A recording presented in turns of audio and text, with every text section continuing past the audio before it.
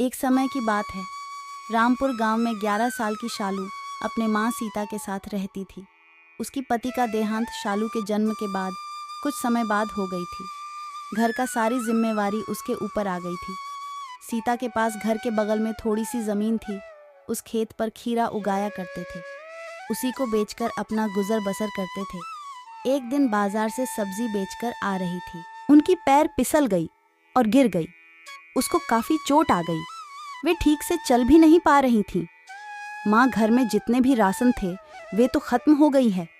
इसलिए शालू ने सोचा कि अपने गांव में घूमकर अपने खेत की खीरे बेचकर आए ताकि उनका घर खर्च चल सके।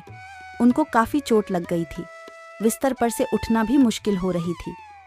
माँ, घर पर आराम करो। मैं खेत से खीरा तोड़कर बेचने जा रही हूँ। खीरे को बेचकर जल्द से जल्द आ जाऊंगी। ठीक से जाना, जल्दी से लौट आना। ठीक है माँ, आप मेरी चिंता ना करो। शालू अपने खेत से खीरे के तोड़कर गांव में बेचने चली जाती है। खीरे ले लो, खीरे ताज़ा ताज़ा खीरे ले लो, गर्मी का मौसम है। बेटे, तुम कौन हो? मैं तुम्हें यहाँ कभी भी खीरे बेचते नहीं देखा।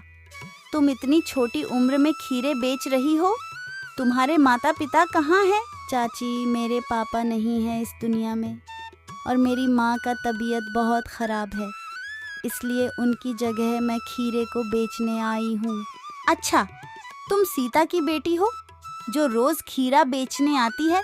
जी चाची। मुझे 1 किलो खीरा दे दो बेटा। शालू शाम तक सारी खीरा बेच देती है। उन पैसों से राशन के दुकान से थोड़ा बहुत खाने चीज़ खरीद लेती है। घर आकर चूल्हे पर रोटी बनाती है।